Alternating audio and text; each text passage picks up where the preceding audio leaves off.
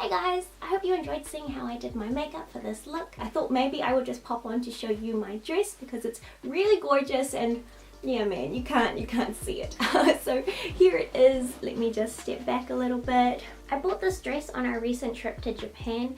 It's from a Chinese brand called Etude House, but they do have a like physical shop in Harajuku, which was really beautiful. So the print is the same all the way down to the bottom. You can see there is a mix of like sugary baked goods and candy and popsicles and donuts and lots of cute wee things. I'll show you my new Colourpop necklace. It's like a little pastry tart that has like sugary items inside and little strawberries and stuff.